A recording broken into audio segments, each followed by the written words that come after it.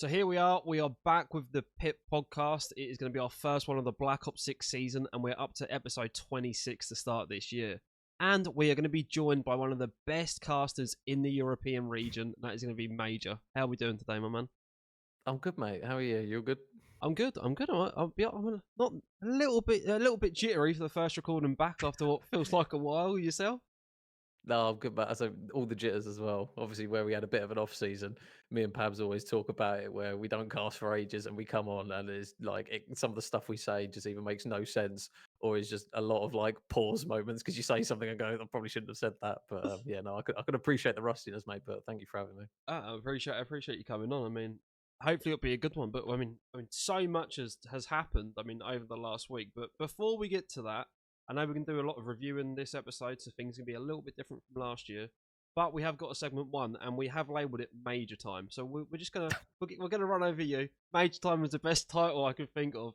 So we're going to start. I mean, we'll start with the most recent, right? You assisted in getting Cup One a proper broadcast, which we're all super grateful for. I speak on behalf of everyone on that one. I mean, how come you continue to support this scene?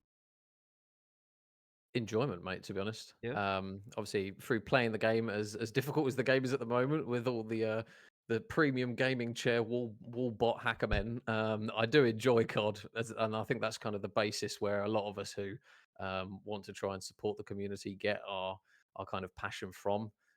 Is just through the love of the game. And I think through the years of casting and being involved in it, seeing kind of certain players that we've seen, say 3-4 years ago to now, kind of having that attachment to individuals and kind of play styles and orgs as well. You just kind of become embedded in the community. I don't think there's many people in the challenges scene that are either involved in orgs or kind of know a lot of players that will speak ill of the challenges community. I say every interaction I've pretty much had with anyone in the challenges scene has always been positive, and it just makes you more willing, I think, to help out. You don't want to see a kind of a cup go on broadcast. That's something where we've had it before, where you sit there and you go, like, there's a lot of talent to be kind of shown and provide a good bit of entertainment for people who are just chilling in an evening or whatever they're doing at the time, and then you don't have a broadcast, and you think it's really not fair that they might not have it. And if anyone's got the credentials, obviously, I don't title myself to be some phenomenal producer or caster or anything like that. It's more a case of if we can put one on. If I was watching and somebody put a broadcast on with no commentary, but you could just see the gameplay, I would find that I'd be very grateful for it anyway. So it's just a community that um, I've seen a lot of positivity come from, and there's a lot of people involved in it that will do it without a second chance of asking them, really. So yeah, it's just a good place to be, mate. It's good fun. It's as difficult as it has been over the years for whatever reason. It's just an area that I just continue to find so much enjoyment in. no, yeah. I mean, grateful for you, mate. You're one of the good eggs. But I guess I mean, just a basic question, right? I mean, what got you into casting? Oh, okay.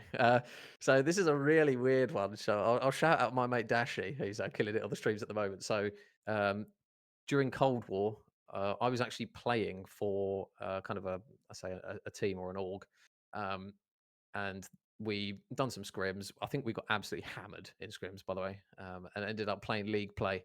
And one of my mates, Sam, was running around the map, and as a piss take, I just started doing like a really crap American accent over the top of it and be like, oh my god, he's gonna go for the chow. And he killed like two people, so I did like some really corny like hype voice, and he was like, oh, you're actually quite good at that. And I was like, well, yeah, okay. And then he goes, there's a league actually that has a caster. It was MCA at the time. I don't know if you were around for the MCA tournaments like back in Cold War. No, So a lad called Cozzy used to run them, and there was a caster called RJ, who's not really around in the scene anymore. But I basically got told, oh, well, they're doing this tournament. Like, if you want, obviously, we weren't good enough to really do much in the tournament.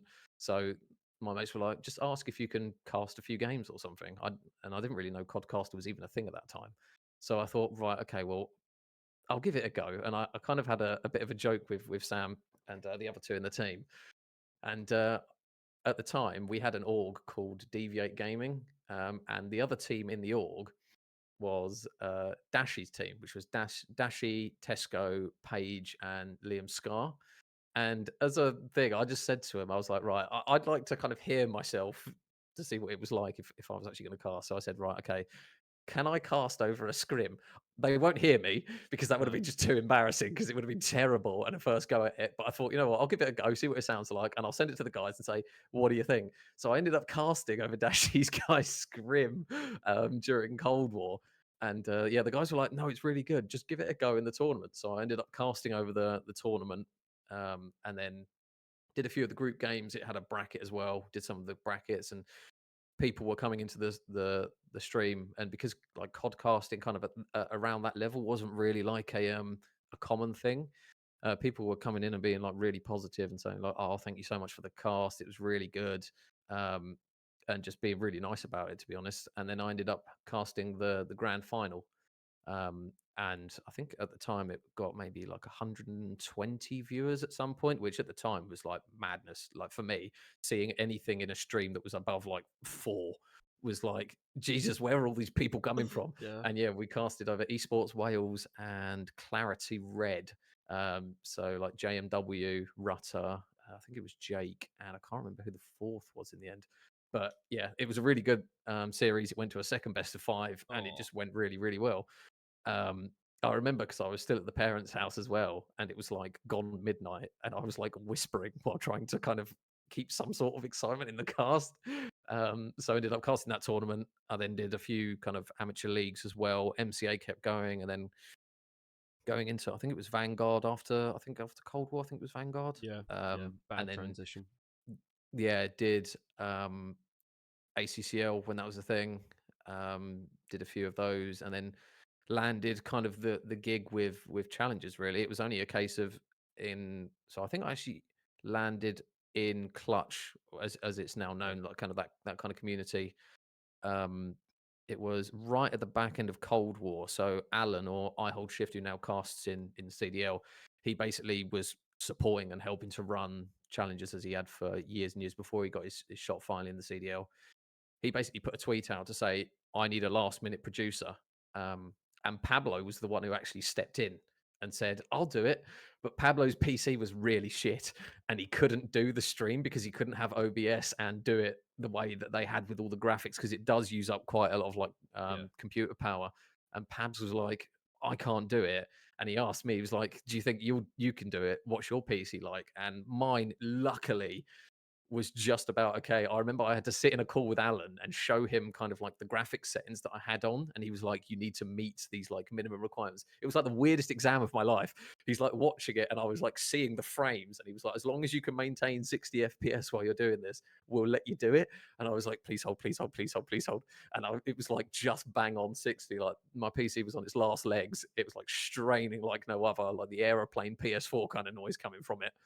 Um, and yeah, I did a bit of production with them, kind of got involved with that side of things, and just kept doing casting as a hobby, really. And ever since then, it's just kind of, I still see it as a hobby now, to be honest. People ask for a game to cast, and I asked Pablo, you free? And we just kind of cast. So we've had it, especially in off season. A lot of people were like assuming, oh, Pablo and Major, they won't do XP Div 9. Oh, they definitely Because will.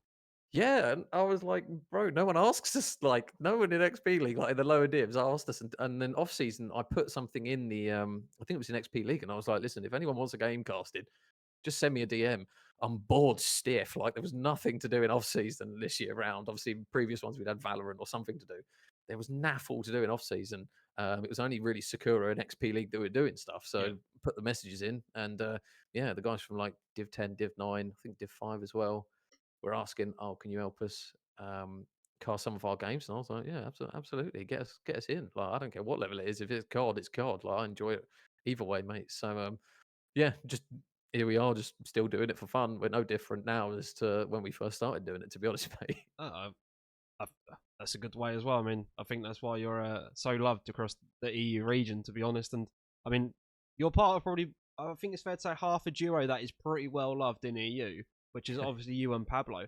I mean, why do you two bounce so well off each other? I don't really know. I think we're just two idiots, to be honest. That's like the way we phrase it all the time, is we're just two clowns who like watching Call of Duty. We only happen to cast.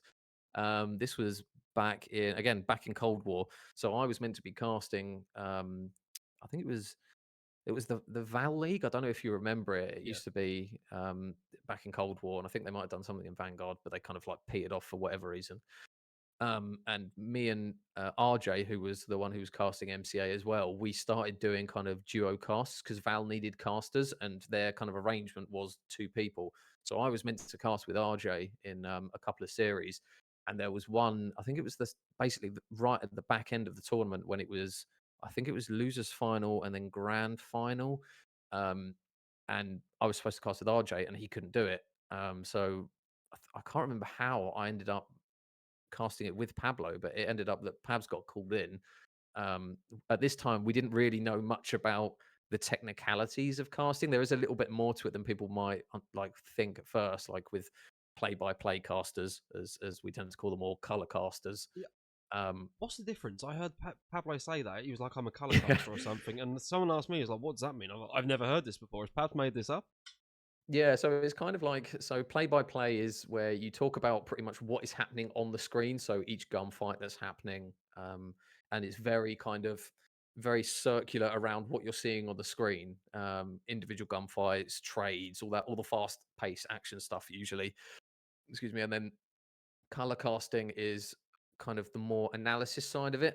Okay. So it is a bit of a fine balance. So, especially like to say, for example, towards the end of a hard point, one of the fine arts is the color caster would normally pass it back to the play by play because at the end, if it's like 245, 245, players are just throwing themselves at the hill. There's nades, gunfights all over the place, and it gets messy. And normally, to kind of match the level that the game is being played at, and kind of like that like electric side of it, you give it to the play-by-play caster, and he keeps the hype going because he's used to speaking fast or covering the engagements. You wouldn't It's usually in the kind of the not the I wouldn't say the dull periods, but the periods where like teams are rotating or there's not a huge amount going out on the map. The color caster basically kind of paints the picture, so they kind of more describe what's going on the mini map, rotations, spawns, and kind of that filler to give a bit more of a like a background to the game as you cast it. So it's kind of called color casting in a sense of like a play by play person will like draw the outline and then the color person puts all the color to it and kind of Okay. gives it a bit more meaning to it. That's essentially where it comes from. So when me and Pabs first did that Val series, we didn't know anything about that. We just started talking and enjoying the COD, to be honest. And it just so happened that we cast it was Mavericks versus Clutch Rain in the final. So Eric was in that final, and it was I don't know whether Twiz was playing on Clutch Rain in that roster. I can't remember off the top of my head. I think he might have been, but you had like Eric, Vickle. I can't remember who the other two were on the roster, but that was the first time that me and Pablo had cast players. Like normally we'd cast MCA games and they were relatively fast Yeah. paced in hardpoint, but my god, when we cast I remember it was a garrison hardpoint, and I'll never forget anything like it because I was doing the observing and the casting at the same time. And normally I had a bit of time to kind of switch between players and talk and think about it. But my God, when these lot were playing, it was like gunfight, gunfight, gunfight, gunfight. And I was Relentless. like, oh, okay, he's dead, he's dead. And I was like trying to talk and do everything at the same time. And my brain was like, this was like a completely different level that I'd ever seen for COD. And yeah, we ended up casting together in that, and we were like, we had a good time, we had a good laugh, and we were like, yeah, this is pretty sound. And I think we just kind of continued it into Vanguard. To be honest, when we got asked to cast games, I literally just messaged him and said, "Got more games? Do you want to cast them?" And that's what we do now. To be honest, a game will come up. You know what Pabs is like. He's free as a bird. He's doing all sorts. He's going on the piss. He's going to concerts. If I get a game, I'm like, Pabs, I'm not doing anything this evening. I've got a game, and it's usually a case of, sorry, mate, I'm on the piss. Or it's like, yeah, happy days, let's cast. And that's literally the way we do it. And we always have done, just for a case of if we're free, happy days, and we just enjoy the COD. Well, I mean, it works well. And let's exclude Pablo right out of the situation for just a moment. Excluding Pablo, right? Is there one person you've worked with and like you've really enjoyed it, and you're like, can't wait to work with them again? This might be some of the best work I've ever done. What in terms of casting or just Yeah. in general?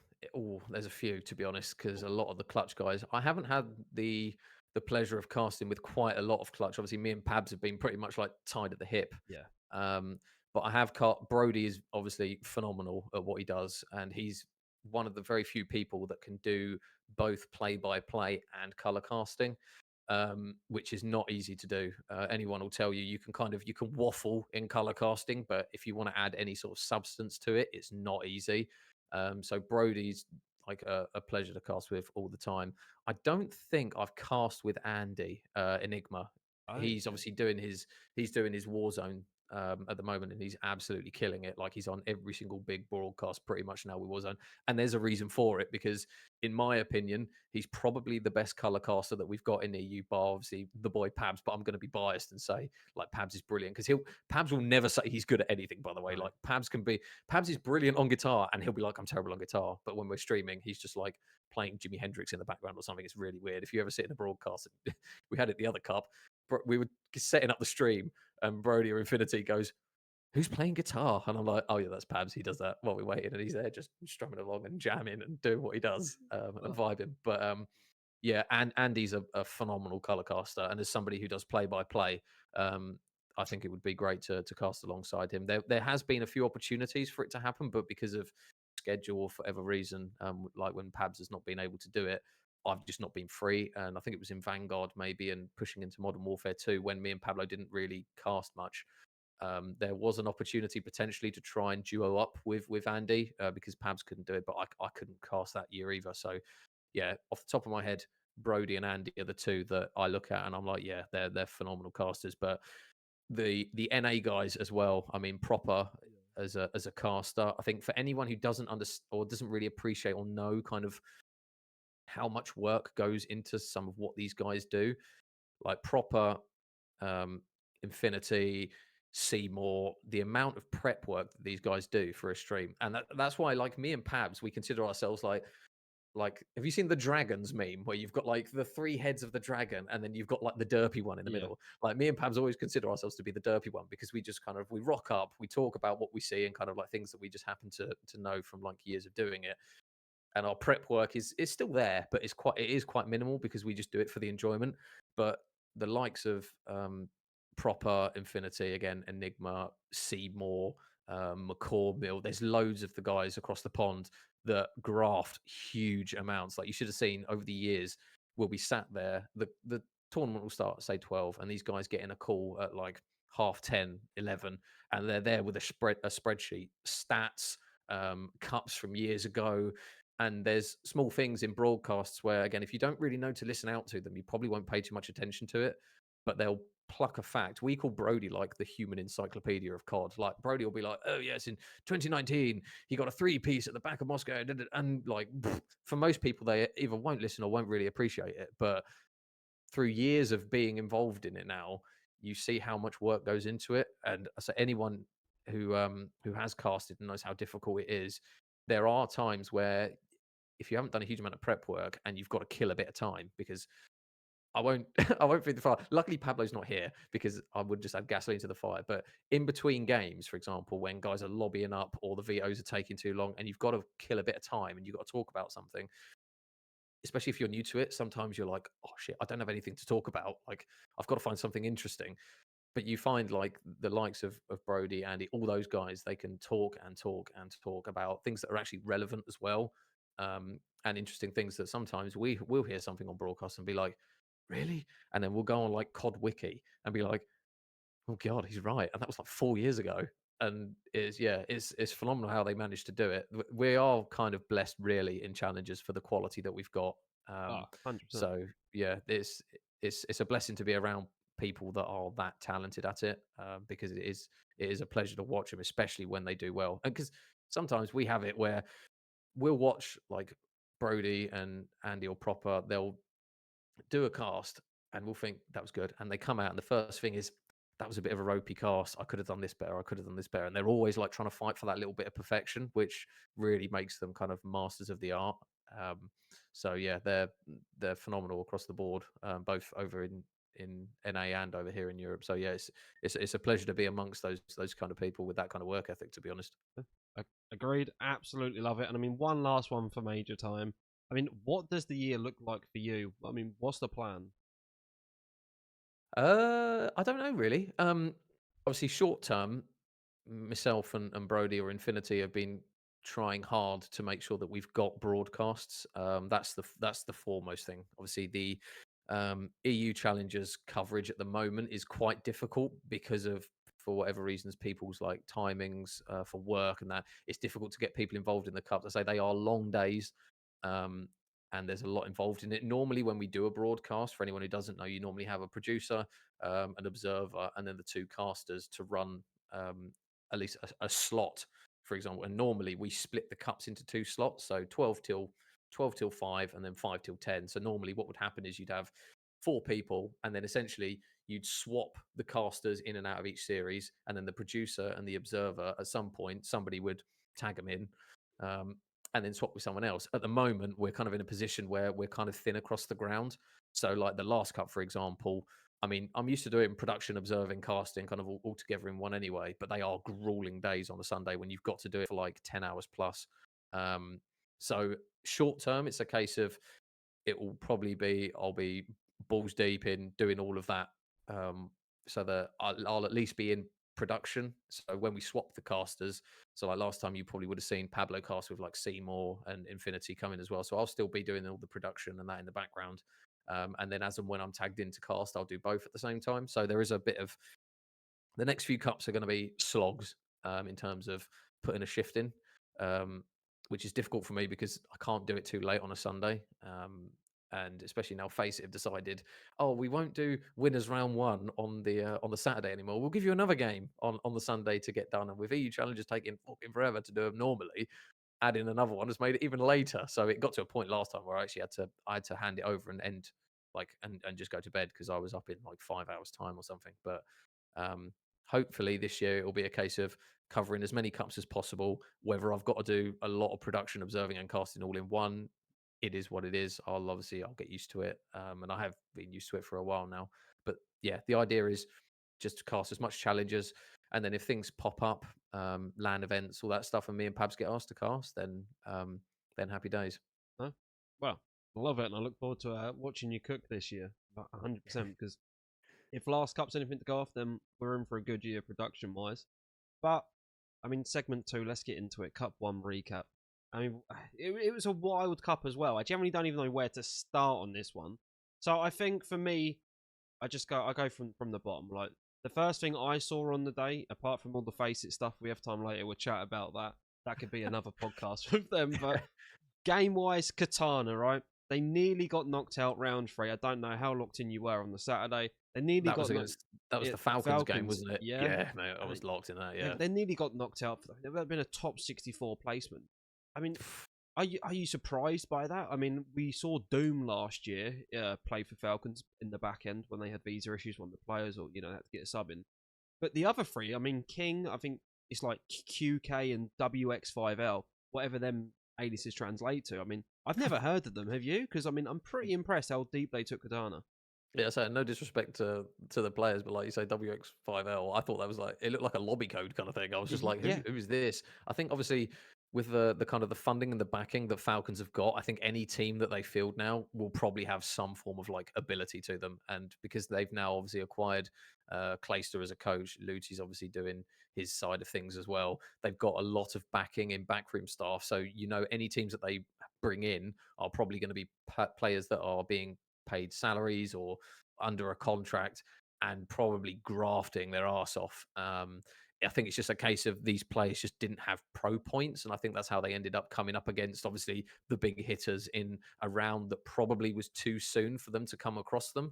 I think as the year kind of goes on, we'll probably start to see that Falcons team build up pro points, and then they'll slowly start to play the likes of Team Notorious and those kind of guys and on Katana later on in the tournament. But yeah, it was one where I was like, Jesus, how are Katana still? Because normally when those guys are running through a bracket, you look at the bracket and they go ding ding ding ding ding ding ding, ding, ding Sunday, yeah, and it's just kind of like the thing, and then it kind of went did it, and then it stayed there for ages, and I was like, why is Katana not moving forwards? And then I looked at Spud's stream, and I was realizing I was like, oh, it's a search and destroy. They're only in map two. And what I then it was like, no, thought. no, no, this is game five. And I was like, what?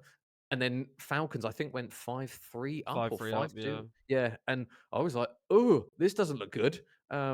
Especially on red card, search and destroy. I was like, bloody hell, anything could happen.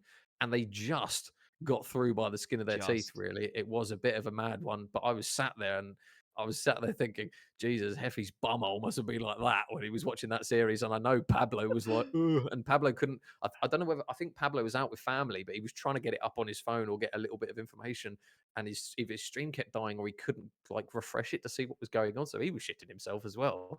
But yeah, that was a big stumbling block for them. Obviously, they got through to Sunday, but yeah, I did look at that and go, Jesus, that's closer than they probably would have thought. Yeah, and I mean, well, that Falcons roster, I mean, we can chat about Katana, and I think they weren't where they wanted to be in terms of performance. But if that Falcons roster is playing at that level against that kind of team, they're going to be a Mm, real banana peel for any top yeah. team that's in their portion of the bracket on the Saturday. We could see a number of one or two decent teams go on a Saturday to them. Yeah, I mean, the fact that obviously Katana didn't really have that much of a good cup is one thing. But I mean, regardless, if anyone has ever spawned in a kind of quality of player like Super, Brezzy, Stevo, Cobra, I mean, you don't even get a chance to put a bullet in, let alone like trade a kill on them. Like they're a phenomenal group of players, regardless of if they've got like a lot of reps in, arguably, or the chemistry's not quite there. So you've got to have something about you to be able to take these boys the distance. Obviously, it was a bit of an underwhelming cup for them, but yeah, I think we're going to see this Falcons roster start getting through to Sundays. Probably, as I say, when they start getting those pro points up and start pushing their way through brackets, so that they don't get miserable seeded games at T64 and T32, we'll probably see them pretty much bedded in most of the Sundays, to be honest. Yeah, no, I mean, I completely agree. And then the other shock for me was that, I mean, you had Ask Esports managed to make it through to top eight, but that was only really because of Clousey, BB Connor, Jocker, and Drills, who were seed eight, ended up losing in round two, and it wasn't even to that Ask Esports team. So that just opened up that portion of the bracket that no one expected. I mean, Yeah. I think they were like seed 25, so still, no one can really say they were expecting them to do it, and it's hard to even react to it. I'm still surprised how they managed to get through it. But when they did get to Sunday, I don't think that Ask Esports team, to be honest, was they didn't look bad. They were holding their own against the good teams. I mean, how much of them Yeah. did you get to see?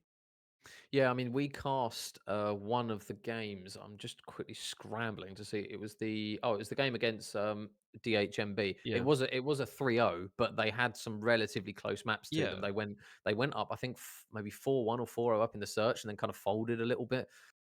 They do have players in there that we have seen before. I think Wiven was like a recognizable name on that roster. yeah, Um, and I believe it is a French team, if I'm not mistaken. yeah. I believe so. Um, and you do tend to find that the French rosters, I mean, I know they get a lot of stick for cheating and all this other stuff as like a kind of a bit of a stereotype, but obviously when you cast over them, you can't deny that they took some of those maps close, and there wasn't any sus thrown at them when obviously we're casting their POVs and watching what they're doing. Everything seemed perfectly legitimate as far as I was concerned from what we were seeing.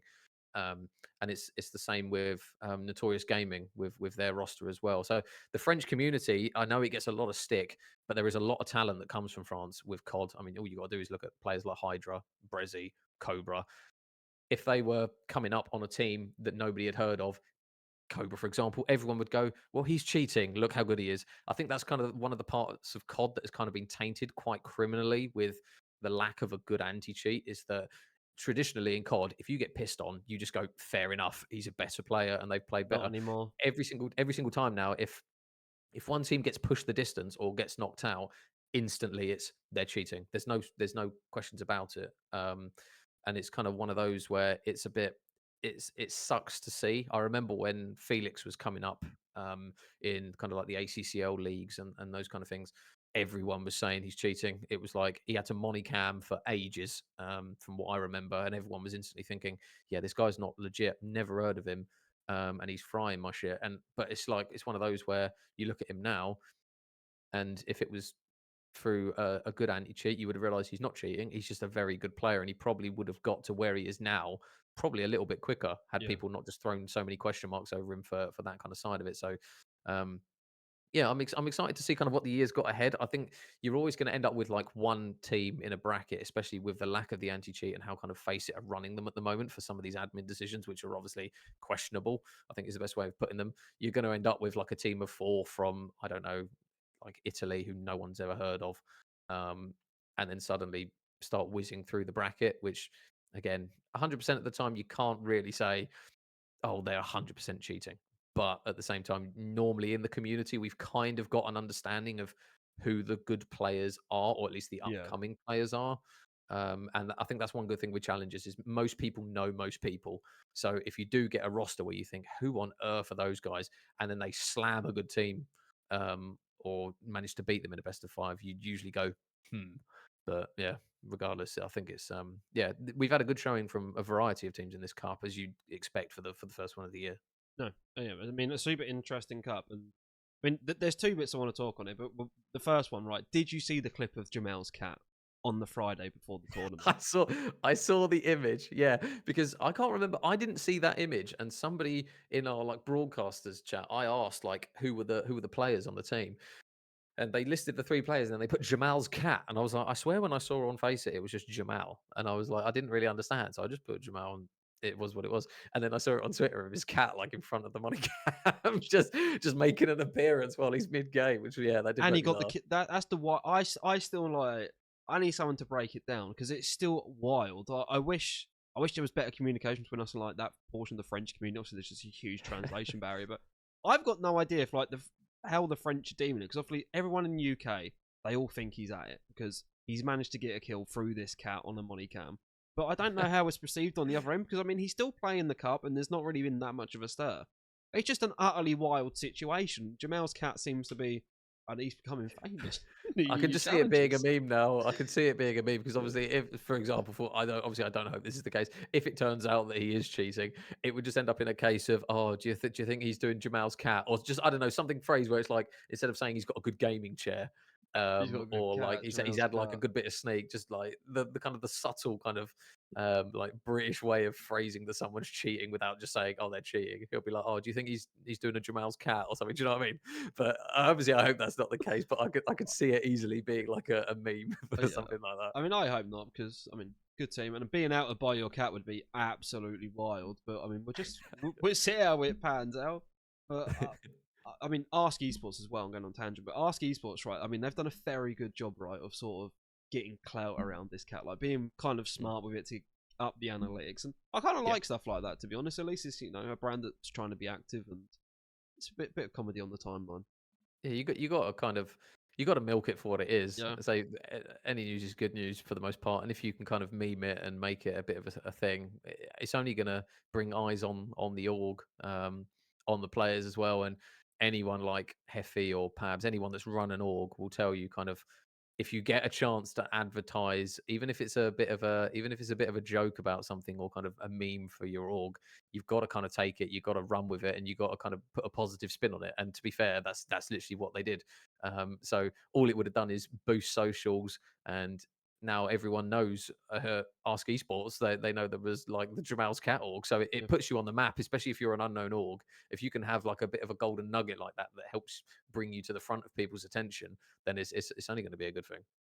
I completely agree. And I know we're talking about the French here, but I'm really starting to wonder if I mean France is booming right in terms of esports. Their government, I think they're like the quickest growing EU esports like country. And I mean their government is like super hot on it. He publicises how much he likes it, how much he wants to grow it. And I'm really wondering if like that backing from the top, we're starting to see the reward in it in Call of Duty even more with like the amount of French players that have come through in the last Mm. 12 months and I mean, the top eight this weekend, we've probably got 10 to 12 French players in the bracket. I mean, it's pretty impressive. Yeah, I think it's you see it with, for example, like American scholarships. It usually takes a few years, excuse me, to set in a little bit, but after say 3 4 years of investing, you do see the rewards for that kind of that long-term thinking for building up the community. It's like it's like in football, if you invest in kind of lower leagues and young players, eventually people will start to be like, oh, okay, what's that? Or if they see it advertised on telly or and anything that is kind of brings eyes on it is only going to help grow it as a kind of a community and as a player base.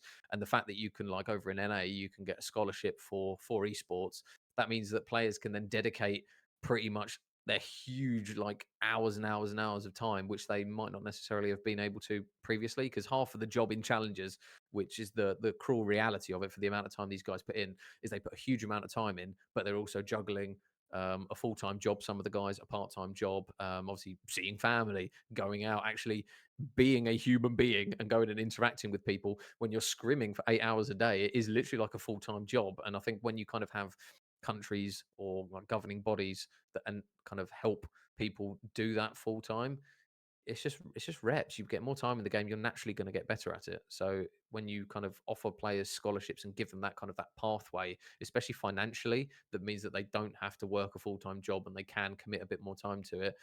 Naturally, you'd expect kind of those players, because they're putting more time into the game, to just naturally get better.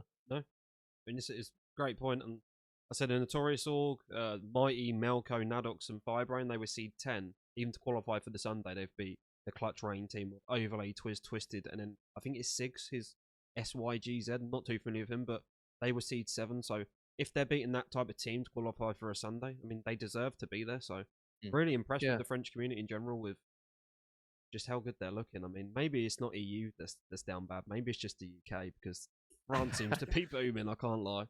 Well, I mean, I was quite surprised actually Twiz the roster that Twiz managed to kind of get together at Clutch Rain, because the year that he had last year when he was on Clutch Rain and he was pushing top two, top three, top two all the time, it was a case of when I saw the roster this year, I thought it would be a case of he'd have some kind of the big name players alongside him again. And it kind of I won't talk about Henry just yet, but I would have assumed potentially that they would have revisited a roster whereby you had Twiz, Henry, and a couple of other those players that have kind of been in top two, top three. Yeah, But obviously, the main top three teams had their cemented 12 players across all three orgs, respectively. So I thought you would have had kind of like a fourth seed team where you had the likes of Twiz and Henry kind of forming that four. But we haven't seen that this year with Twiz, which is really surprising, because me and Pablo talked about it all the time that last year was his best COD probably by a country mile. I know we're going back onto Triarch and it's kind of different in terms of people talk about how kind of sticky the aim assist was in MW3 and that there's a bigger yeah, skill gap and stuff like that. But being around those players, regardless of what COD title you're going to and from, you're only going to be taking good things into the next COD. So I was surprised really to see that he wasn't really on a roster that I would have looked at and gone, well, they're definitely getting through to Sunday and they're definitely going to get top four, top three. yeah. Which is no disrespect to the other guys, because they're going to be really good players anyway. For I say Twisted, brilliant player. Overlay, I've seen him play as well. So I can't really say I've seen much about Sigs or Siggy, was it to be honest? No, but I think that was going to Um, be Yaza because Twiz in the off season was playing with Yaza a lot, and I think they were meant to be, teaming together. I think Yaza was meant to be the fourth in that roster, but I don't know what's happened to him. I've had no correspondence. But Twisted, he did make a bold statement to me, and he said, "I'm going to show that an employed gamer can make it." So I say that four that me and Pabs kind of casted right at the start of MW2. Obviously, Chunk, Twisted, Aspect. I can't remember the fourth. It's going to kill me now. But that vitalized roster, um, I remember at the time people were DMing me and saying, "Do you think they're legit?" And I was like, "Well, I've not really seen much of them to think otherwise. The games that we casted at the start of MW2, they looked like a very, very like kind of raw, talented roster that didn't really have much organization to kind of how they were playing respawns and that kind of thing. And Chunk, for example, is a player. Me and Pabs always used to say when they were in Vitalize, when Chunk played well, they hammered teams in respawn. Um, and as a four, I think it was Maestro. Maestro was the fourth yeah, in that one. But no, you look at those players now, and they're well within like that kind of top 16 to top 8 cemented in challenges now, off the back of being a set of four players that I think prior to MW2 were obviously under 18, so couldn't really compete. And then they had a good go in MW2, really good showing in MW3, and now you're starting to see the likes of Aspect have really, really good, yeah, really consistent series now, where he's been around for long enough where he can start to make impacts. Obviously, with him being now on the Nocturne roster, um, he looks really good this year.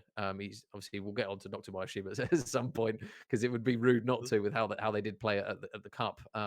But yeah, those four players, it was a very much a prime example of young raw talent who have put the time in where they can, balance a job with it when they can, and now they're well and truly within the challenges community, where pretty much you expect them to be on a top 8 team. Yeah, no, 100%. And I mean, you said it, Chunk, there. So quickly we'll run through the top 8 teams who qualify for the Sunday. For people that don't know, we had the DMHB roster, the Katana roster, Team Notorious, who's great to see them back, Noctum, V7, and they were our top 5 seeds. They all made it. And then C10 Notorious Org, which was the Melko Mighty roster, Team Pookie, which I'll be honest, I was super excited to see this team play, but they didn't turn up. And then Ask Esports, which was C25.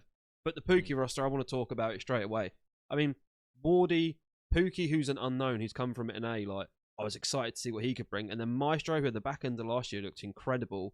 And then a person that I did, his name's Wu Tang Vital on Face It, and I think Footsy's is like Wu Tang Footsy or something on this. So I got confused. I thought it was Footsy that's playing, but it's not. It was someone new called Vital. So I mean, that I'm not familiar with. So that roster generally, I think they could have caused a bit of a stir in that bracket with how it played out. So that's not the Vital that has been, because I remember there was a Vital knocking about in Cold War It and other CODs. could be. I've I remember absolutely I no idea. remember a really old, I think it was a Katana Black roster where Vital was playing it alongside. I think it was Climate.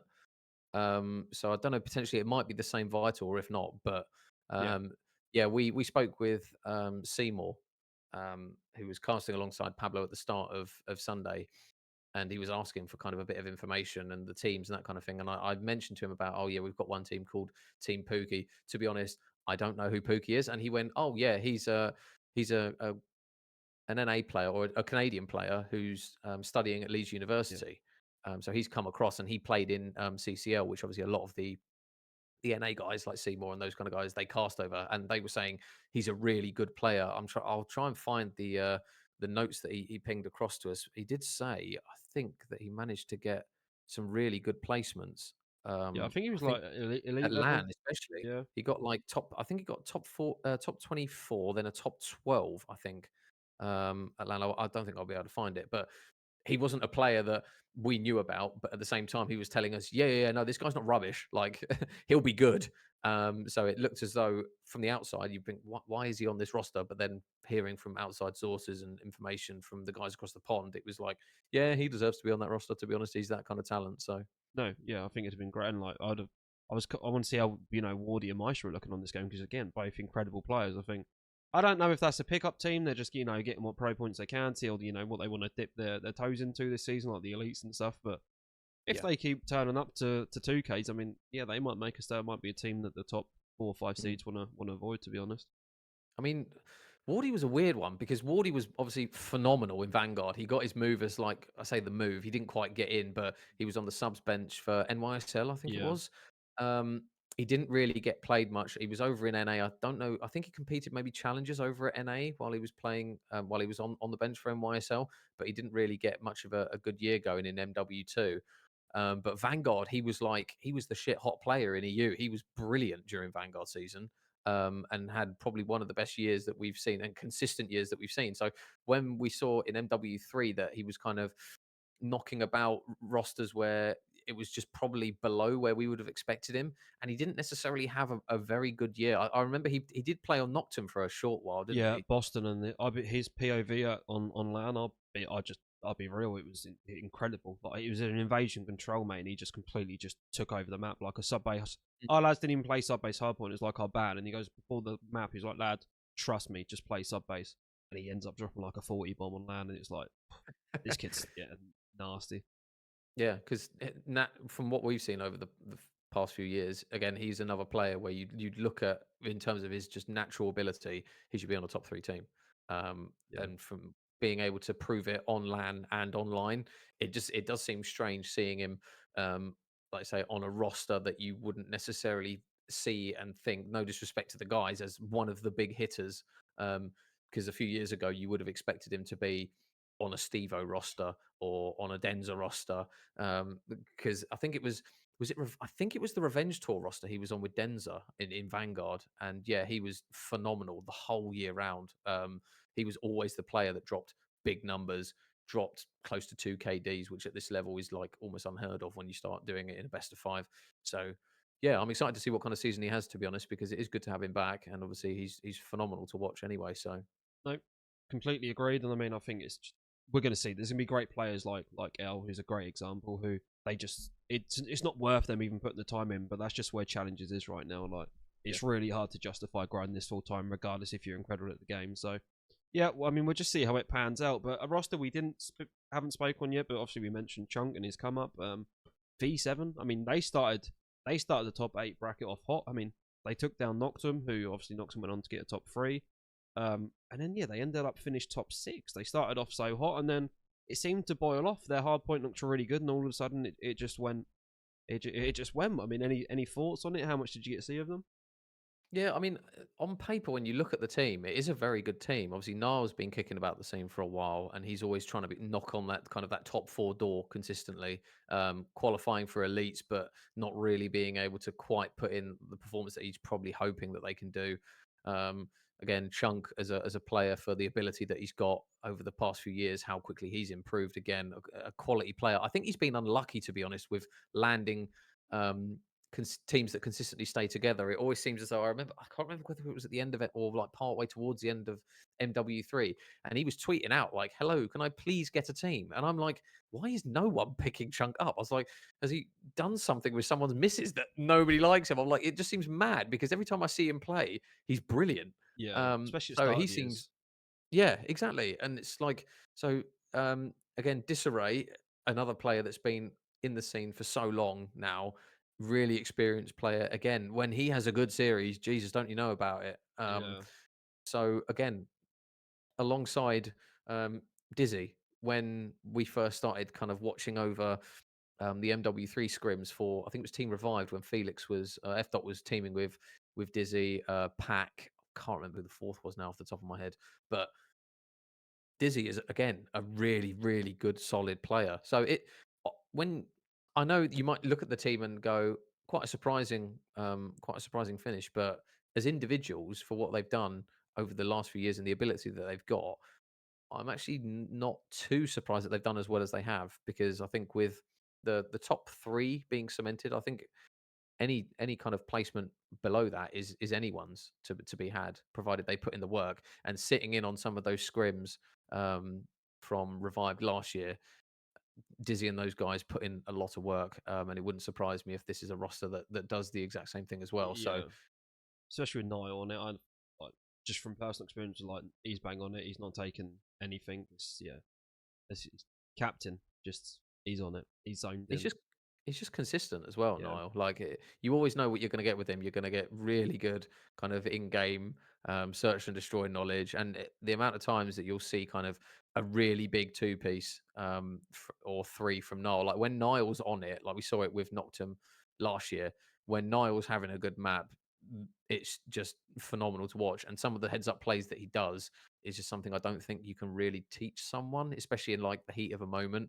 It's like you could be left in a one versus two, but if you're up against Niall, odds are you're probably going to get picked off and then drop the round when your other mate gets picked off as well. So, yeah, again, another really underrated player. And he was on I want to say the originals roster in Vanguard, where it was Rafi, Grad, Niall, yeah. and I can't remember who the fourth was now off the top of my head, but yeah, again, he's a player that's been kicking about for a while. He's got a lot of ability and a lot of skill sets to add to any team in challenges. So yeah, it doesn't surprise me that his team is still doing really well.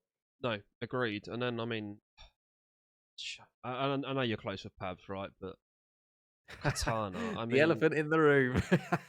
they've got to be. I mean, I know they've dropped to the winners, right? And then they've lost to Nocturne. We finished top 3, but it's just disappointing for them for a roster like that. I mean, players on that roster. I mean, Super and Cobra. Everyone was screaming for them to get a league spot, and then they've got Yeah. top 6 first cup. I mean, it's not great. It's probably not where they want to be, and now they're going into the next cup as 6th seed. It's going to be Yeah.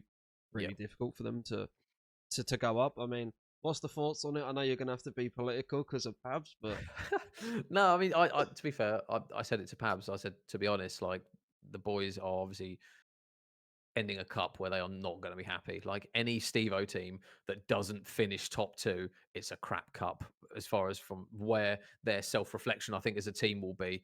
And it's the same with Super, it's the same with Cobra, and it's the same with Brezzy, who wasn't too long in the league anyway. So, or too long ago in the league, shall I say? So, as a core four, you look at that and go, they have got to be top two, top three all the time. Otherwise, they are probably going to try and switch something in that roster or try and change something.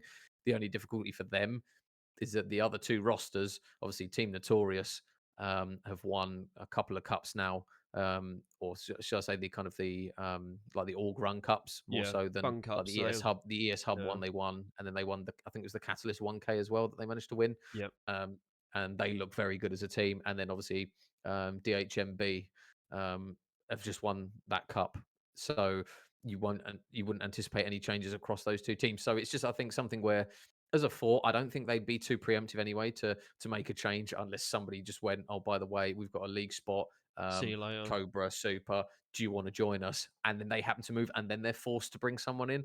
I don't think as a team of four they'll be too upset at the kind of the finish in the cup because it is the first cup and strats, rotations, they're not refined yet, Yeah, to be honest. And Steve O as a player, historically from what we've seen, has always been a bit of his teams have always tended to be a little bit slow starting in a couple of the cups. Again, I know I kind of link back to Vanguard all the time, but again, the Spanish lads, they came out like I say a bat of hell, and winning back to back to back to back cups. And then Steve O's team just slowly started to creep up and close the gap, and then they started to take cups off of them.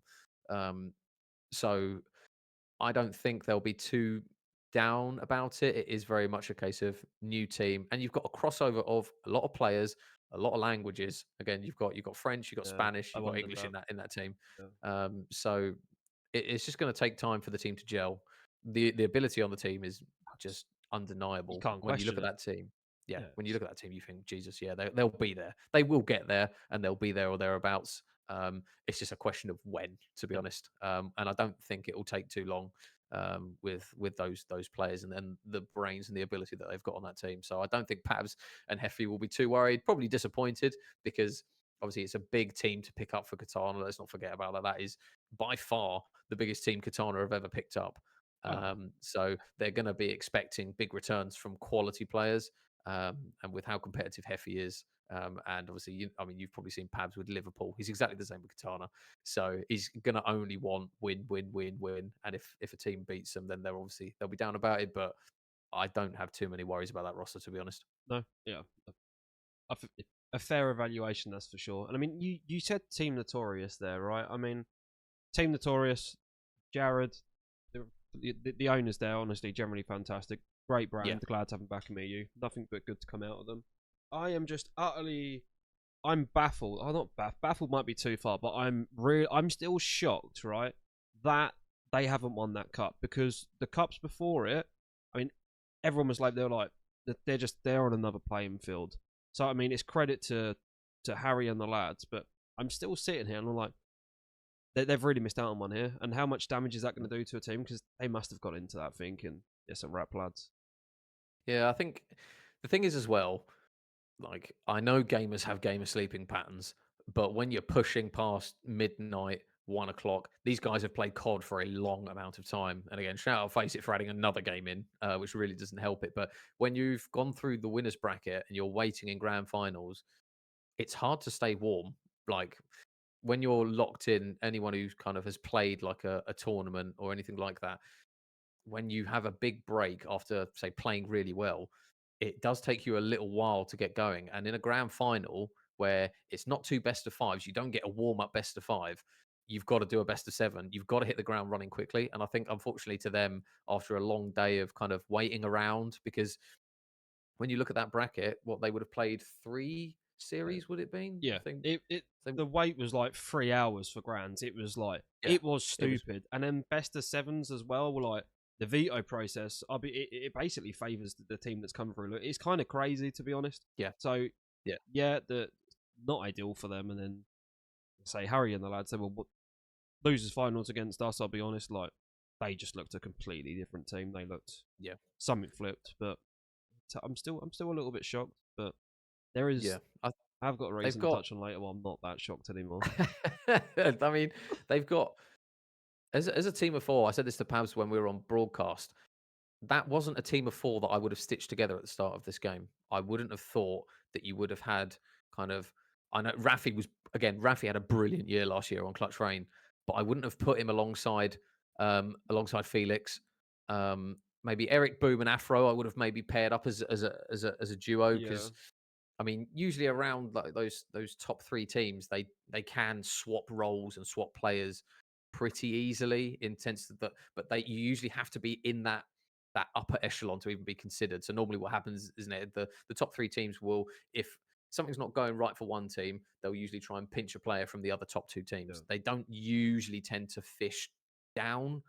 Um, and I think we're in a position now in EU where kind of like those top three teams, in terms of the 12 players across them, it's going to take something spectacular for somebody from, say, a top four to a top six team to maybe get in that upper echelon. But as a team of four, across the board, you've got a really interesting kind of spread of experience and talent across it. We know how brilliant Rafi is. Search and Destroy, we always labeled Rafi as Search and Destroy was his go to for everything. He was always consistently brilliant at Search and Destroy. Last year, we saw him really good in Respawn as well, and that really added a different dimension to his game. Eric's obviously had his strange kind of introduction to CDL. It didn't go as well as he wanted to. He's now come back down. And then again, Afro is obviously somebody who's just going to want to be straight back into the CDL. yeah. And on this title, It he could be looks incredible. very, Yeah, very good. Very, very good. I didn't appreciate how good he was on a Black Ops title, I'll be perfectly honest, because what I saw from previous COD iterations didn't do him justice. And now I'm seeing him on a tryout title with this kind of movement. You see a completely different beast with him. He looks phenomenal on this one. And then Felix, again, a player who's he came up the ranks very quickly. Took him a little while to start breaking into those top teams, but then on MW2, when he got that big shot on Elevate, I think it was with Joey Gizmo's lot at the time, that was a big leap for him. yeah, But he was playing sub, and anyone who knows Felix, AR is his go-to. That's his bread and butter. You put Felix on an AR. Anyone who's played with him and seen him play knows you put him in the role that he's comfortable with. Kind of like when Abuza went to a surgeon, they put him on a sub, and everyone's like, "What? He's had the best year of his life playing AR, and now he's unfortunately just because he needs a position in a good team, kind of taken that flex role and run sub." And Felix looks very much like he's well and truly comfortable at this level of COD now. There's no question marks about that. Obviously, his ability in game for gun skill was never in doubt. It was more of a case of, I think, putting him around players that could educate him and teach him things that he probably wouldn't have necessarily understood. And the fact that he's managed to get in that kind of, let's say, that upper echelon of teams, I think now we're only going to see the best of him this year. I think this will be the best year of COD. If it goes tits up, Felix, I'm so sorry I've jinxed you something chronic, but I think this will be the best year that we've seen out of him, just because of the development that he's had over the last two iterations of COD from what we've seen anyway, in terms of being consistent and across all three game modes. I think he'll be brilliant this year. yeah. Especially the lads around him. I completely agree. Yeah. I mean, it only leaves two teams we've not spoke about, so I mean, we'll leave the best till last. But we've got Noctum. We've not spoke about them. Obviously, we touched on Killy a little bit. They got a top three, which for me, before this cup in rankings, not going to say what rankings were, but I had them. I had them second slash third. I had my second and third place teams on a joint pedestal. Obviously, the way this cup has gone, that just isn't the case. I think top three, honestly, it's a great start to our year.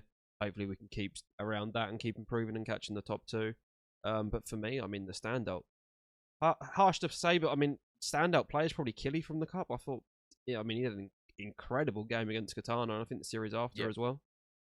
Yeah, I think obviously I'll get on to Kez in a little bit because that's another story as well. But yeah, he looked brilliant in this cup, Yeah, to be honest. And again, when I mentioned the likes of Henry on the roster, without being disrespectful to the other players on this roster, after the year that Henry had and how good he was on those clutch frame rosters, I would have assumed he would have been on one of those top three teams. So it looks as though he's kind of one of those players where he's been not left out, but he's in a position where he's got to find a team that he thinks is going to be capable of challenging those top three big hitting teams. And to be fair, he's looks as though he's found a roster which, in terms of being up at this level, it might be a bit of a nosebleed to a couple of the players. But after that cup performance, to be honest, mate, you can't really fault that roster. I mean, nobody would have thought they would have got us to that kind of to that level, nor knock out the likes of Katana, who everyone was saying, although they were having a bad cup, it's like you've still got to go in front of those players and beat them. And more importantly, you've got to kind of give credit where it's due. I mean, it was It was a 3-0. Let's not forget. It wasn't exactly it wasn't game 5, round 11, close one. Some of those maps are because I'm a bit of a nerd of this. I've got the old book, and I'll desperately try and find the map scores off the top of my head. But what I What, for the remember was Katana it one? wasn't. Yeah, I so think it's a not oh, sorry, 3-1. I think they sorry, took the 3-1. Yeah, S&D. sorry, 3-1. Yeah, so 251-32 on a hard point against that team. That's not exactly No, that was the that's not a Skyline close as map. well, right? And I think Katana looked great on the Skyline, the series they just played before that.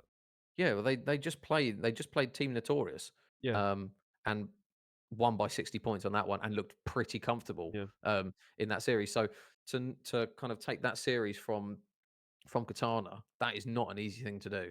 Um, and and I say aspect brilliant. Every single respawn, especially, he was putting up some big numbers. He had some big search and destroy maps as well.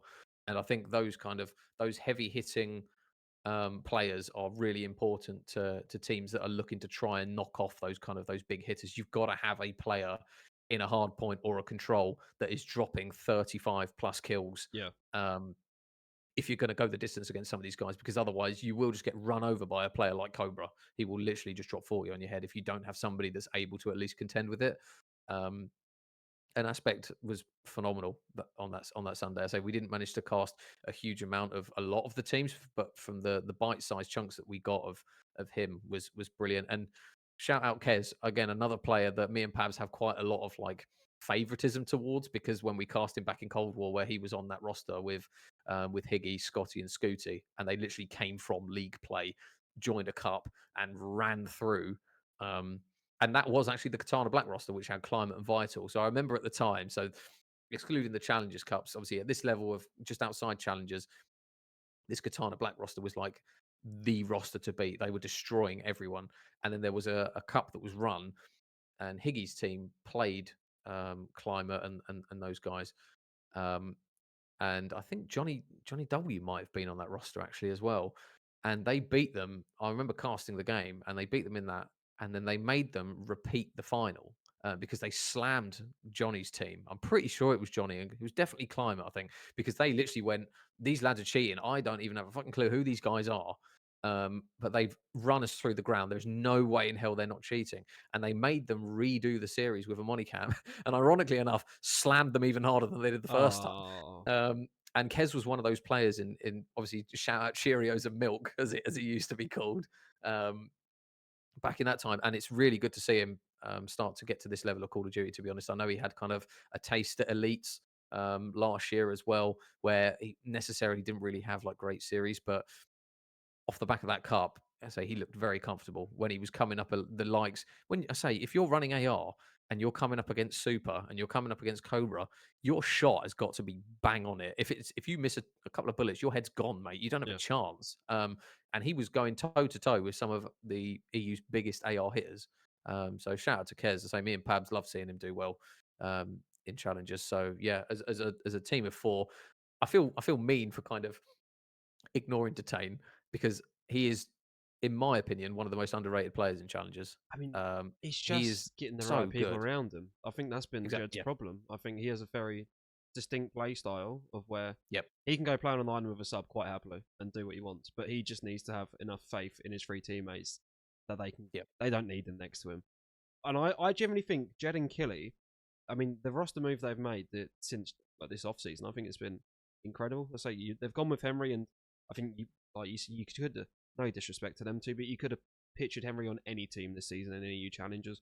He had a great Yep. year last year, and then they've gone with Kez, who probably is the most exciting player to come through in the last couple of years. You've taken out like F Mm. Dot and Pack, and the one of the players that's really established himself in the top eight. So just a smart bit of business from them too. I rate it, and yes, it's a great team. Who knows? Who knows where Yeah. they Like go? you say, I think you just gotta, when you see Jed vibing on a map, you notice it. He Yeah, kills everything. He's running all over the place. He might flip spawns. He might not necessarily do the heads up play all the time, but he just kills everything that comes across him, and he just becomes untradeable at a point. And on this roster, again, he just seems to be popping two pieces out his backside like it's nothing. So I think as a four in terms of the early stages, anyway, if they can kind of keep that chemistry from that cup, keep that morale going, put in the work, and start to gel as a team of four, they might just be one of those teams where people look at it and go, I don't know how this team has come together, but it just works. Yeah.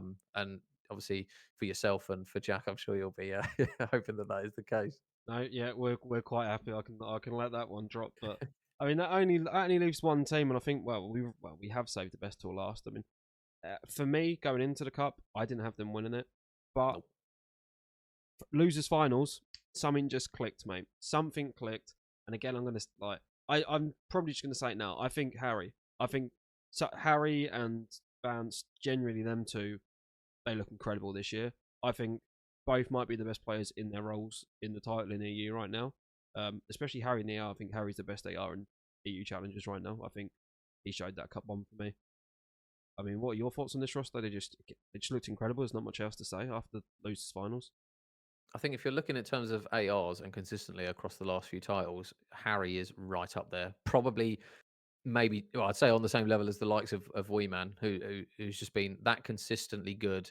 And every team that he seems to be put on, he just makes better. Yeah, You rarely see Harry have a rough map. It's usually a case of if his team's getting slammed, he is still doing well, if not the best on the team when they are getting hammered. If they are having an off map, like I think he's one of the again another one of those players where if he wasn't in EU and he was in NA, he would have been easily looked at being picked up to the league at least potentially another occasion, because of how consistently well he's done over the past few COD titles. He's one of those players where you know what you're going to get with Harry. You know if whoever's running AR on that other team, if they don't bring their A game, they're going to get mudded. And he's shown it again in towards the latter stage of the cup. I mean, across the team of four, again, it feels weird saying that you don't expect a team like this to win. Denza wins. That's literally all you can yeah, say about Denza. Like, I don't care what people say about kind of his play style or whether he's got it, whether he hasn't. Denza wins. That's all he does. Like, every single time he comes into a COD title, it doesn't matter if he's not played half the year. He joins a team, the team wins. I've lost count of how many times I've seen that sodding lion picture with the blood in the mouth you're where not he's just wrong. gone, yeah, I just rocked up and I won. It's just Denza. That's just what he does. Sleeve just every single time comes into a team and just turns them into winners. Bance, again, another player who I think gets harshly criticized. I don't know what people kind of expect from Bance. I think a lot of his play style, he's obviously he runs sub and he's like I think people expect kind of like a simp performance from Bance where he's dropping 40, 50 a map. But what Bance does for a team, I don't think necessarily always transfers into big numbers. Because when you watch him and you watch his POV, he's one of the best players at playing his life in COD. Like he'll get a kill and somehow just stays alive. And then it enables his teammates to, I think he makes his team better, just because his play style is one where he's not necessarily just kill whoring or, excuse me, kind of running that role where it's me, me, me. And I think, again, he's one of those players that is harshly treated by a lot of people expected for whatever reason, Bance to drop down to challengers and suddenly start dropping 50, 60. Yeah, it's just a weird Bance isn't nostalgia. like that. And I Yeah, think it's kind of that's where you compare him with like a player like Hook, for example. So Hook's dropped down and he ran through a lot of teams in the NA Cup and he was dropping big numbers. But would I necessarily say that Hook is miles above Bance, for example? Absolutely fucking not. I just think they're two very different players. And I think when people look at sub players, they instantly assume he's going to be cracked. He's going to be whizzing around the map. He's going to be getting kill after kill after kill after kill after kill and drop like a 2 KD.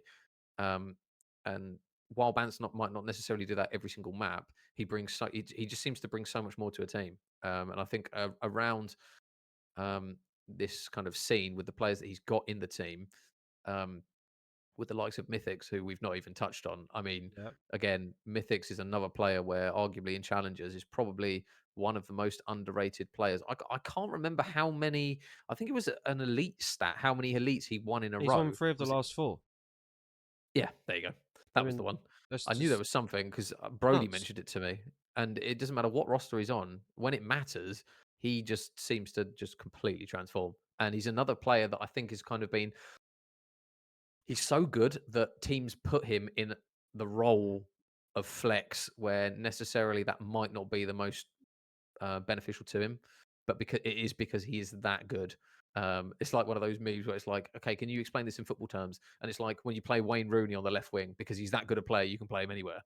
And I think it's the same with Mythics. People assume, oh well, we'll just put him in the role that might necessarily be the most difficult to fill because Ben can do it because he can do it all. But when you see him in that role that he's comfortable in, that's when he just drops enormous numbers consistently all the time in the big tournaments as well. And that's why there's a reason he's won 3 out of 4 elites because Ben is that good. And again, it's just another player where I think if he's in NA, everyone's all of a sudden banging the drum about him. But because he's over at EU, it's kind of that stipulation of, oh, he's won 3 out of 4 elites. Meh. If Hook won 3 out of the next 4 elites, everyone's going, why is he not back in the league? He would have been in Like, the it's league just one of after the those things. second one. Exactly. Yeah. And how many times have we seen that with players like Capsadil, those kind of things? They drop down into challenges, win a LAN. That's the only thing I think that these EU guys, LAN, 100%. um, yeah, Yeah. that is the sticking point for us at the moment as a region is LAN. Obviously, when Notorious won, I can't remember which one it was in the end. MW2 Texas. Think so. I can't remember off the top of my head. But when they won that, that was like a big thank God we finally managed to get it over the line because we do kind of get stuck. Credit where it's due to the Americans, their teams are wham. Like, Yeah. and people always forget that. I've been prone to it. Me and Pabs are always like, we're going over to NA, we're going to fuck them all, we're going to slam them because our teams have been that good. And then, but we forget how good they are, and we only see it on LAN when our guys go over there, and your best 2 teams or your best 3 teams drop to losers bracket to a roster that you think, why on earth is this team in challenges? Because they have that much talent over there. But I think it's for Ben. I think if he was over at NA doing what he does in challenges, people would be starting to look at him, and I think he'd get a bit more recognition than what he's currently had, which is the recognition that I think he deserves, to be honest, which is that he is absolutely mustard and one of the best EU Challengers players we got, to be honest. No. Yeah. Completely agree. I mean, just that roster in general is just nuts, and like the fact we even go into the cup and we're like we've not even got them as taking it. Like it's kind of mad, but I think they've just in the pickup cups they didn't look like they were going to win it respectfully. But No. now it's just clicked at the right time with 4 incredible players. So if anyone can even catch them, we're going to have to wait and see. There's a good chance they won't. But I mean, yeah, just exciting. And then you've said it there about the lands. This could be the only good thing for our lads is that I mean, league wise, I can't see Falcons dipping into our player pool. Obviously, they're doing their own thing. Yeah. The Spanish, who knows, maybe Super or Eric Boom have got the chance there if they want to stick with the Spanish theme. But outside of that, we generally have got Surge and Toronto were both EU players on it. Now, if we don't have a Madrid Open and they want to look, well, they don't have the chance to look at the any challenger players at LAN and they want to look at the EU region, they're going to base it off of these cups. And these 4 lads have already won one. So there might be a decent chance of, a Mythics, a Harry, someone getting picked up.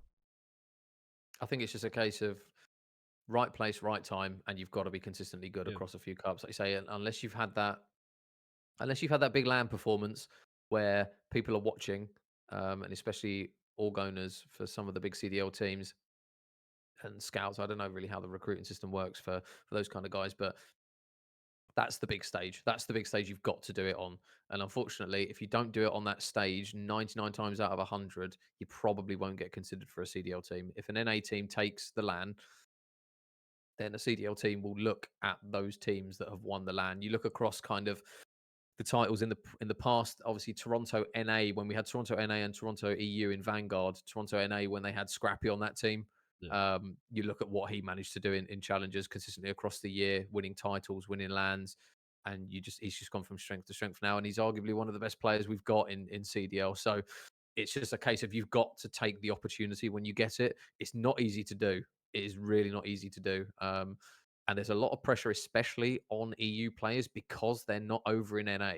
They have to win the lands. If they don't win the lands, it just doesn't happen for them. Whereas over in NA, because they're I don't know how the friendship circles necessarily work over there, but if you win a few NA Cups because of the pool of players that they've got and the likes, kind of those players that have dropped from CDL, if you're winning cups against a core team of 4, like Hook's team, for example, if you're on a team and you manage to take 2 or 3 cups off that roster that Hook has got currently at the moment, with is it Pro Luke, Capsador, Hook, Yeah, I and mean, one other? the roster's nuts.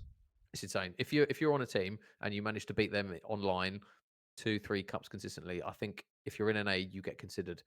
If you're in EU, doesn't mean anything because the stigma is always going to be there. The stigma is always going to be NA is the big fish, which is fair enough. The stats don't lie. They win lands and consistently win lands. And I think until our guys start to do that, it's going to be infinitely harder for them to get into the league. I still think they can do it. I just think it's just so difficult. And that's why when we do get players like Beans who go over there and they make such a good name for themselves, even if it's in a controversial style, we don't care. Like we know kind of how Beans is and sticking his middle finger up to crowds and that kind of thing. Like Ben has literally, fair fucks to him, he's gone over there, he's gone straight in at the deep end, and he's literally branded himself as one of the better players in CDL. So fair play to him, and I really hope he does well on that Toronto roster, because that is the big move for him.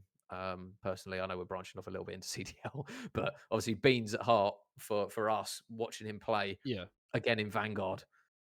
Ben was last insane. year as I remember, well. I remember, I remember there were accusations on Ben. I remember people were saying this bloke is cheating, and I was like, really? He had a good season in Cold War. He's been in challenges a while, and everyone was like, no, he is cheating, and well, he wasn't cheating. You just got pissed on, mate. That's pretty much how it was. Oh God, you've killed me. No, yeah, I mean, incredible player, and I mean, let's just hope if Madrid Open doesn't happen and what we don't get like a Challenger Open until March, let's hope that some of the brands are still looking at the EU player base here because some of them look incredible on this title. Well, so all you got to do is look at COD, like you say, the French players that have been coming up, the likes of Abuza. He's come up in challenges. Everyone went, or everyone in NA kind of went, nah, I don't think he deserves to be here. Um, Anyone who watched that Bob's roster on a team that was that good, Nuts. Abuza stood out like a sore thumb in a team that was so good. He's been over there. He's had his shot.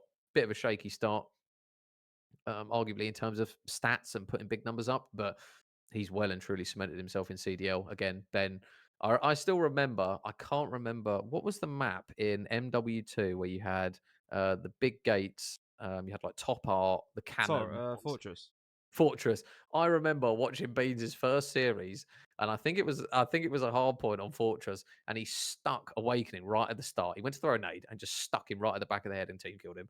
And I thought, oh Ben, like that's everyone's like, right, Ben Beans is in the league, let's go way. And he's just stuck his teammate. I don't know whether it was nerves or whatever it was. And I thought, oh God, don't do that.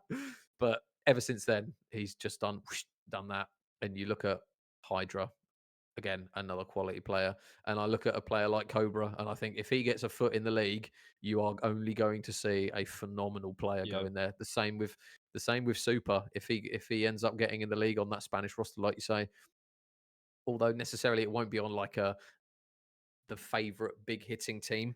I think if he gets a shot up there and he gets consistent game time and he doesn't just get dropped instantly after two bad series or whatever it needs to be, like with Eric, I think they'll find their feet. EU players at the moment just seem to be overlooked, but when they get the shot and they get given time, I think they that's where you take it. start to see the fruits for it. Yeah, no, 100%. But I mean, I guess we will see, mate. Time has been flying by, so we're going to wrap this Oh, it one up. has. But we have no Challenge Cup this weekend, but we do have an ECL 1K on, so there'll be Yep. plenty of action. You going to be locked into that one, or are you taking the weekend off of the Fun Cup? Well, I did actually shout out to I think it's Lempsey, I think the lad's Yeah, name the was who Inglorious runs owner. it. I think you runs it. Yeah, Yeah, yeah, he did reach out actually and ask us if we can cast it. I did have a chat with him actually because I remember in DMs because they were saying that they were going to do top 16 on the Sunday, and I went top what best of five double a limb top 16. I was like, no, no, no, no, no. let's not do Me that. and yeah, me and Pabs have had this conversation with a few tos and said, listen, look at the 2Ks. We know top six, and that still takes us 10 hours. I know a lot of people like to think that their cup will be different 99 times out of 100. It isn't. And shout out to him. He took the feedback on board and they've actually changed the arrangement for Sunday so that it isn't going to finish at like fucking 3, 4 a.m. Well, So, good. Yeah, yeah, me and Pabs might be casting a few games in that. I just need to check Pabs's availability. But if we're not casting it, I'll obviously be watching it and supporting all the guys, casters and orgs alike. So, yeah, hopefully it'll be another good weekend of COD, mate. sweet. Well, we'll be locked into that then. Well, we're going to wrap that one up. Major, thank you so much for your time. It has been an absolute pleasure. I mean, maybe we rerun this next week. We'll see. Run it back. We'll run it back, but no, yeah. Everyone, make sure you're checking out Major's channel links down below. Show them the love. They're all going to be in the description. If you're listening on Spotify, then hit that 5-star review, and if you're on YouTube, then hit that subscribe button. But other than that, Major, thank you so much, and catch you all in a bit. Thank you for having me, mate. Pleasure.